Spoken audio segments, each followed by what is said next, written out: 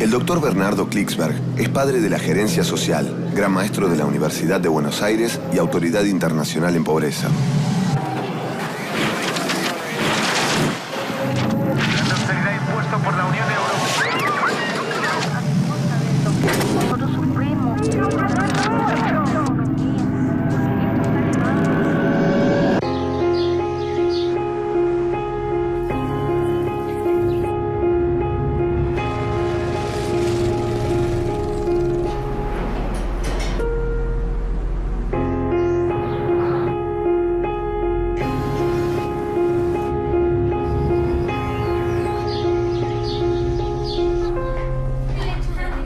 ¿Sabía usted que solo 1 de cada 2 jóvenes en América Latina termina el colegio secundario? Solo 1 de cada 2.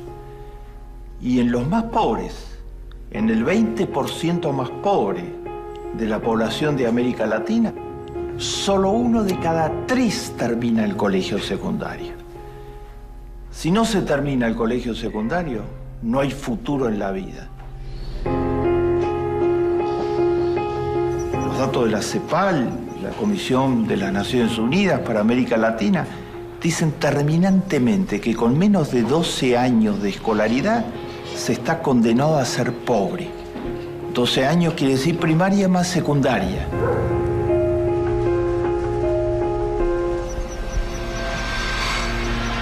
La educación es la clave del siglo XXI.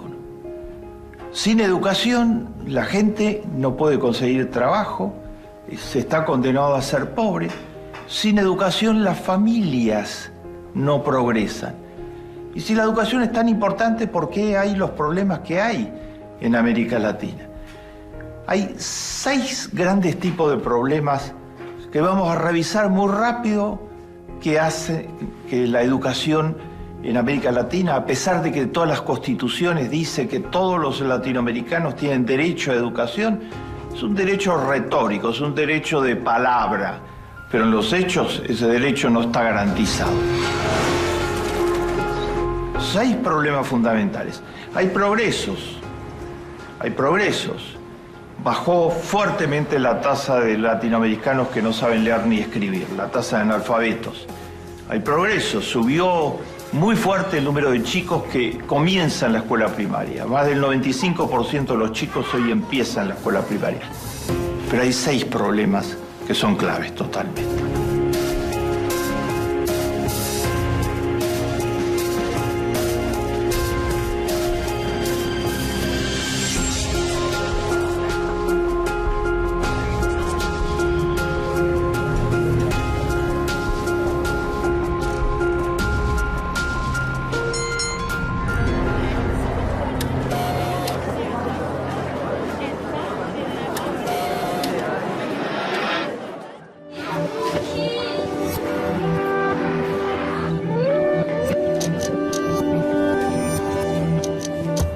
Primer problema, que como señalamos no termina en la secundaria. Empieza en la primaria, pero no termina en la secundaria. ¿Y por qué no terminan la secundaria los chicos? ¿Porque no quieren estudiar? No, eso es un invento. Así como todos tenemos necesidad de trabajar, todos disfrutamos finalmente desarrollando estudios y viendo cómo crecemos a través de los estudios. No pueden estudiar. Están los chicos con hambre en América Latina. 16% de todos los chicos tienen hambre. Cualquiera que deja de comer 1 o 2 días no puede estudiar. Sin tener las calorías y proteínas necesarias no se puede simplemente. Estos chicos no pueden estudiar nunca porque están con hambre, desnutrición severa. Porque en América Latina, a pesar de que es el mayor productor de alimentos de todo el planeta, per cápita hay hambre porque hay mucha desigualdad. Y porque hubo el modelo neoliberal en muchos países que no tenía la menor preocupación con qué pasaba con los niños en general. Están los chicos que no pueden estudiar porque trabajan. La OIT lo llama esclavitud infantil. Son 14 millones de chicos menores de 14 años de edad que trabajan. ¿Porque quieren? No. Ningún niño, todos los niños quieren en la infancia jugar, divertirse y estudiar. Estos son los chicos que yo digo que les robamos la infancia. Están trabajando en las minas, en las plantaciones, en las calles, de los semáforos. Son los niños de la calle, son los niños de la basura, reciclando basura, en los basurales en muchas ciudades de América Latina.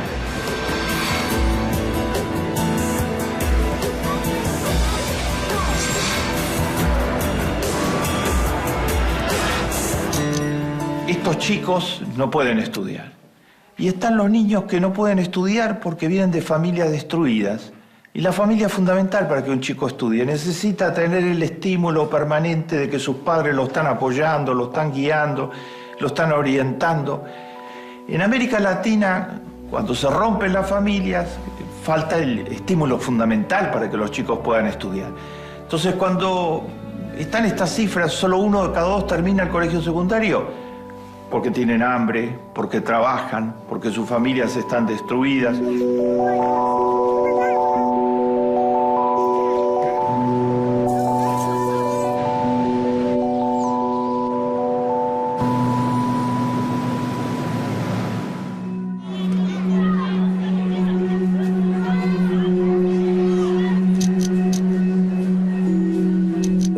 Segundo gran problema en educación. El problema de la calidad. ¿Y cuánto aprenden los chicos? Los chicos que sí hacen el colegio secundario completo. Y los chicos en general, en la primaria, ¿cuánto aprenden los chicos? Hay una desigualdad total. Algunos aprenden igual que los chicos de los países más desarrollados del mundo, los que vienen de familias ricas, los mandan a las escuelas con mejores instalaciones, con más facilidades, con los maestros mejor pagados, y si algo falla les ponen maestros particulares para que los ayuden. Otros, la inmensa mayoría, van a escuelas públicas. El 90% de los chicos de América Latina van a escuelas públicas.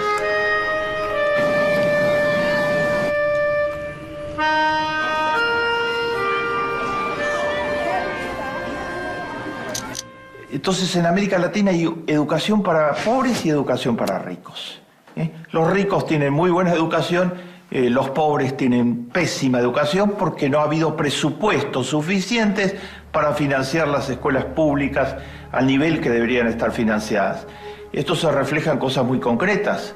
En las escuelas públicas hay mucho menos horas de clase por año que las que hay en las escuelas privadas. En las escuelas públicas la infraestructura de apoyo es en muchos casos absolutamente precaria. En estas condiciones la calidad de lo que se puede aprender en las escuelas es totalmente diferente en unas y otras escuelas, y no sorprende para nada que los rendimientos escolares, como se los llama, sean totalmente diferentes en uno y otro caso. Hay educación totalmente desigual en América Latina. La sociedad es desigual.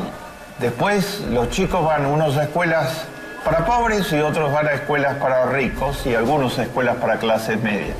Entonces eso reproduce la desigualdad, afianza la desigualdad. Los que van a escuelas para pobres, en muchos casos no las terminan, los porcentajes de deserción. Pero los que las terminan saben mucho menos que los que van a escuelas para ricos. Entonces en el mercado de trabajo no pueden competir, van a tener los peores trabajos, los sueldos más bajos, y se va a reproducir el círculo perverso de la desigualdad.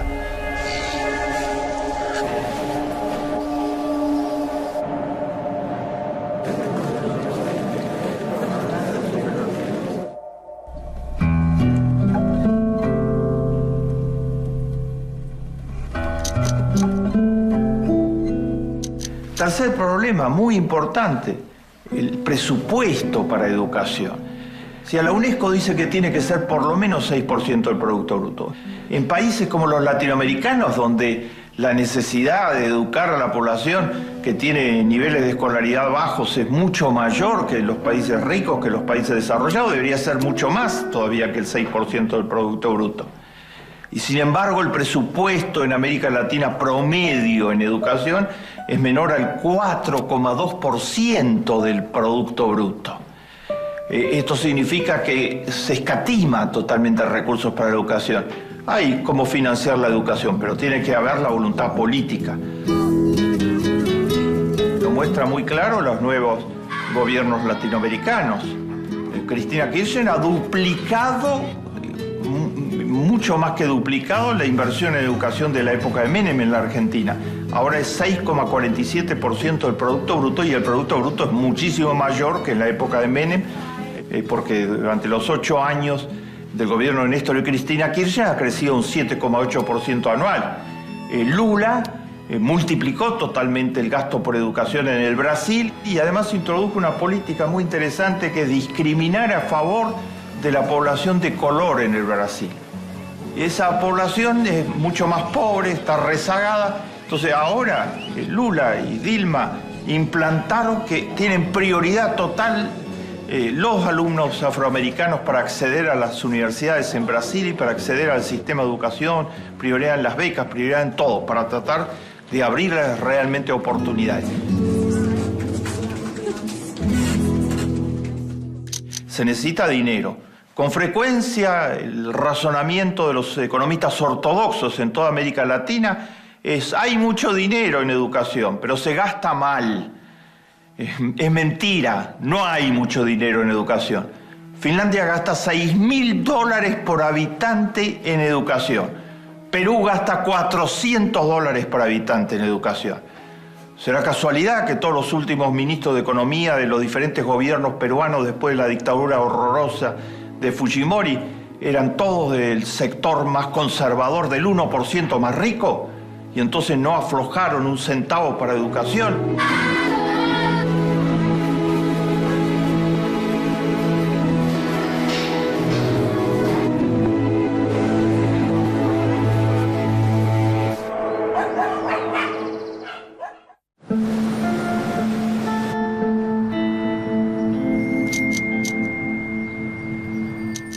Cuarto problema: ¿en qué estado están las escuelas en América Latina?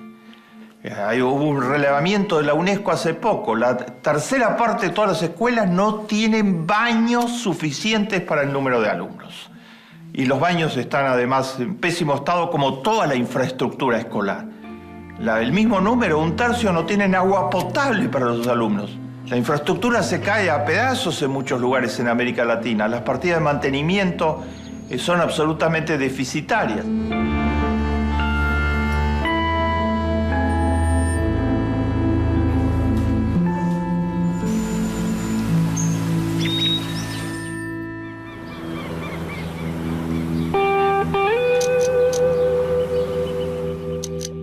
Quinto problema, totalmente clave: el problema de los maestros. Los maestros de América Latina están subpagados totalmente. En Suiza, por ejemplo, un maestro gana un 30% que el sueldo promedio de la economía. En Corea, en Finlandia, donde los resultados en educación son impresionantes, los maestros son de los mejor pagados en la economía. En Corea los maestros son llamados héroes nacionales, porque la sociedad dice que es la profesión de frontera, la profesión más importante. En América Latina están absolutamente subpagados. Según el relevamiento que hizo hace poco la UNESCO, de todos los maestros que hay en 6º grado de escuela primaria, el 35% tiene un doble trabajo. O sea, como el trabajo en la escuela no le permite de ninguna manera vivir ni mínimamente, están por debajo de la línea de la pobreza con lo que reciben del trabajo en la escuela, tienen que buscar otros trabajos. En Estados Unidos, en Japón, en Suecia, en Finlandia, en Israel, los maestros son profesionales full time, se dedican exclusivamente a la escuela. A veces se leen en los medios masivos de comunicación en América Latina llamados inauditos.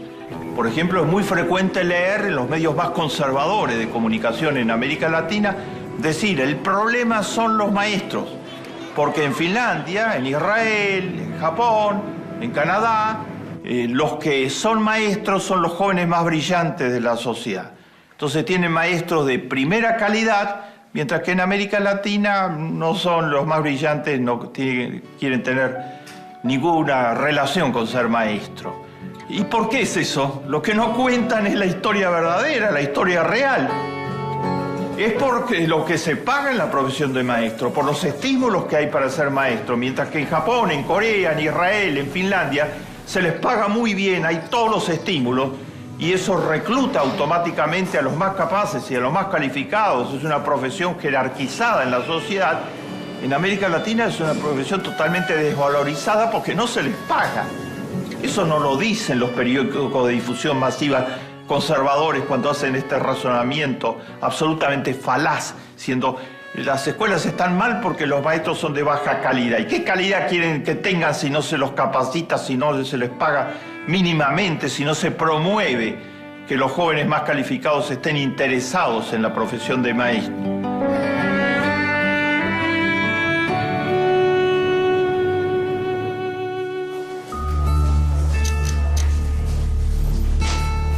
Sexto y último problema de esta lista que da alguna idea de qué es lo que está sucediendo en educación es este problema sistemático de tratar de inventar falsedades para, en el fondo, no aumentar los recursos para educación. Una de las falsedades más importantes es la que dice algunos organismos financieros internacionales, decían no le damos préstamos a la Argentina para educación, o a Brasil, o a Uruguay, o a ningún país de América Latina, si no reducen lo que están gastando en universidades. Decían, se gasta poco en escuela primaria y se gasta mucho en universidades. Es una falsa oposición. ¿Qué estaban diciendo? ¿Que hay que reducir el presupuesto universitario? En gran parte de América Latina, las universidades funcionan con profesores ad honorem, porque no tienen los recursos para pagarle a los profesores. En todos los países ricos, los profesores de las universidades son una de las profesiones mejor pagadas y desde ya son absolutamente full time. En América Latina son profesores part-time que trabajan y que voluntariamente, virtualmente, porque no cobran sumas ridículas totalmente, desarrollan el trabajo de profesor universitario. Y querían que se reduzca esos costos, suponiendo que al reducirlo se iba a haber más recursos para escuela primaria. La oposición no es entre gastar en escuela primaria y gastar en universidades, como decían algunos organismos internacionales. La oposición es entre gastar en educación y gastar en otros gastos. ¿Me explico? Como el gasto de las Fuerzas Armadas. Los países nórdicos, Suecia, Noruega, dan ayuda generosa a los países en desarrollo del mundo para cooperación internacional. Y han puesto una condición y tienen toda la razón. Pero no damos nada que signifique incrementar el gasto en armamentos o en Fuerzas Armadas. Y si se está incrementando el gasto en armamentos o Fuerzas Armadas, no damos nada en general, para tratar de que se reorienten los gastos en la dirección de la educación, de la salud pública, de los gastos que son fundamentales para que la gente tenga oportunidades en una sociedad. Esto es una falacia, oponer educación primaria a universidades. Y en el nombre de esa falacia, ¿saben lo que se hizo en América Latina en el nombre de esa falacia? Los organismos financieros internacionales presionaron muy duro a los países latinoamericanos para que arancelaran la educación universitaria. Es decir, para que la educación que en 1918, gracias a un movimiento histórico excepcional que floreció en Córdoba, en la Argentina, la reforma universitaria, fue gratuita desde entonces en adelante, querían que se cobre duro para financiar las universidades y entonces que no hubiera necesidad de presupuesto para universidades. Y lo hicieron en la dictadura militar de Pinochet en Chile.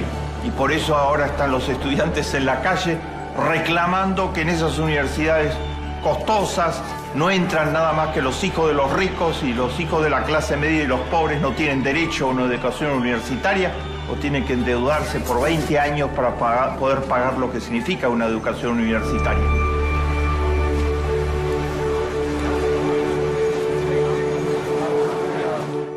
Hemos visto 6 problemas por los que la educación tiene dificultades para avanzar en América Latina. Los problemas de deserción y las causas de esos problemas de deserción, la desigualdad en la calidad de la educación que se está entregando, las limitaciones de infraestructura muy severas en muchísimas escuelas. Hemos visto la situación tan difícil de los maestros en América Latina, la falta de recursos suficientes para la educación y estos falsos dilemas que inventa el neoliberalismo ortodoxo para justificar las desigualdades tremendas que genera en las sociedades.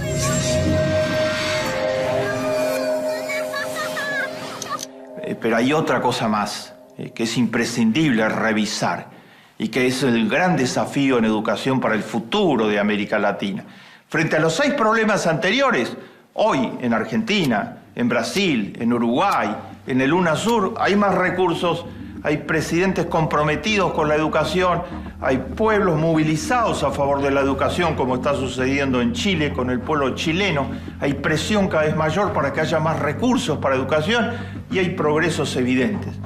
Por ejemplo, en la Argentina se hizo un censo total de cuántos saben de matemáticas, de lenguaje, de ciencias naturales, de ciencias sociales, una medición de cuánto mejoró el rendimiento de los niños desde el 2007 hasta ahora, y hay un avance muy importante. Se pasó de bajo a mediano y de mediano a alto en casi todos los indicadores, con el balance general es absolutamente óptimo.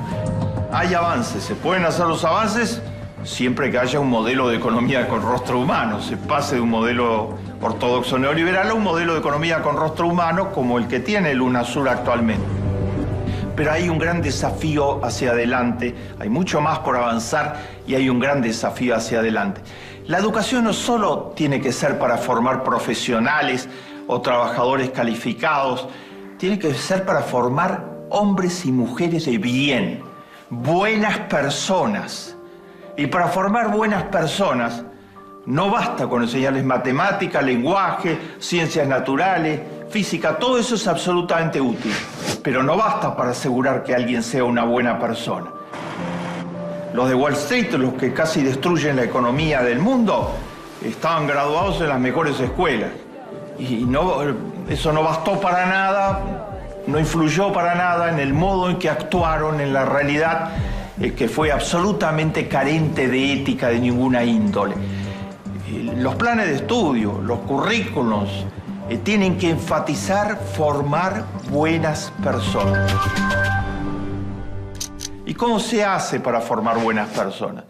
Por una parte, la educación tiene que tener una transversalización, es decir, en todas las áreas, en todas las disciplinas, en cada uno de los momentos del proceso educativo, desde la escuela primaria hasta la universidad, hay que enseñar ética. Pero no ética en abstracto, sino ética aplicada a la realidad, ética en los hechos. La educación puede hacer eso en las escuelas en gran escala, pero se lo tiene que proponer explícitamente. Una educación que discuta las grandes injusticias y los grandes problemas éticos de la sociedad y que al mismo tiempo promueva la voluntarización, la solidarización, el tomar contacto con el otro que por ser pobre no es inferior ni es para desconfiar, es un igual y que requiere totalmente de la solidaridad. La solidaridad lo va a ayudar, pero la solidaridad sobre todo va a ayudar al que es solidario. Formar buenas personas es posible absolutamente, porque el ser humano tiene todas las calidades para ser una buena persona. Pues la educación no puede ser solo tecnocrática. La educación tiene que ser una educación en valores al mismo tiempo que una educación de mucha calidad a nivel técnico. Es posible reconvertir la educación en América Latina. En algunos países se está en ese camino en el marco de los modelos de economía con rostro humano, pero hay mucho por delante para recorrer y no se puede esperar más tiempo. La educación es decisiva, como señalamos inicialmente, para la vida de las personas. Sin educación no hay ninguna perspectiva de desarrollo, para la vida de las familias, para la existencia misma de las familias y para el progreso de las naciones. Más vale encender una vela que maldecir a la oscuridad.